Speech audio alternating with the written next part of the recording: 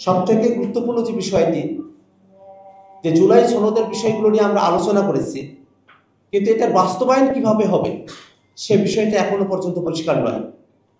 জুলাই সনদে আমরা এতগুলো বিষয় নিয়ে কথা বলেছি, রাষ্ট্রের মূলনীতি, সংবিধান সংশোধন থেকে শুরু করে নিয়ে সংসদের কাঠামো, উচ্চকক্ষ, নারী প্রতিনিধিত্ব, রাষ্ট্রপতির নির্বাচন, রাষ্ট্রপতির ক্ষমতা, রাষ্ট্রপতির ক্ষমা প্রদর্শনের বিধান, জরুরি অবস্থা, প্রধানমন্ত্রীর মেয়াদকাল, প্রধানমন্ত্রীর একাধিক পদে থাকা, সংসদীয় কমিটিগুলোতে বিরোধী দলের যারা সাংসদ আছেন তাদেরকে সভাপতি করা, এছাড়াও বিচার বিভাগের বিকেন্দ্রীকরণ, বিচার বিভাগের নিয়োগ এবং অন্য কিছু সাংবিধানিক এবং সংবিধিবদ্ধ প্রতিষ্ঠানগুলোতে নিয়োগের কাঠামো, এই প্রত্যেকটা বিষয় সরাসরি সংবিধানের সাথে সম্পর্কিত।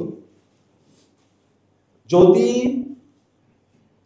যেভাবে জুলাই সনদের অঙ্গীকারনামার মধ্যে বলা হয়েছে, তাতে করে দেখা যায় যে এই প্রত্যেকটা বিষয়কে পরবর্তী সংসদের হাতে ছেড়ে দেওয়ার একটা প্রবণতা খেয়াল করা যাচ্ছে।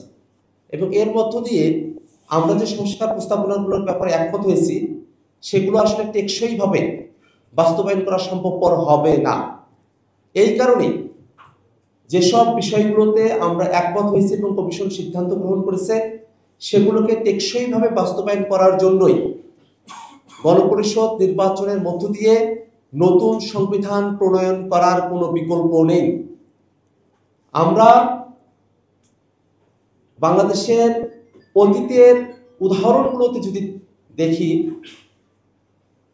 এবারের ঐকমত্য কমিশনে আমরা সিদ্ধান্ত গ্রহণ করেছি যে হাইকোর্টের শাখা বিভাগীয় শহরগুলোতেও স্থানান্তর করা হবে, সেখানেও হাইকোর্টের বেঞ্চ স্থাপন করা হবে।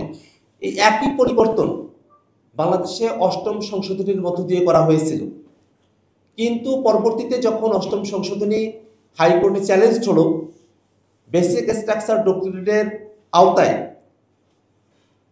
হাইকোর্টের শাখাগুলোকে ঢাকা শহরের বাইরে বিভাগীয় বা অন্য কোনো শহরে স্থাপন করাকে ইউনিটারি স্টেটের কনসেপ্টের সঙ্গে সাংঘর্ষিক বলে সেই সিদ্ধান্ত এবং সংবিধানের এই সংশোধনীকে কোর্ট কিন্তু অবৈধ ঘোষণা করেছে।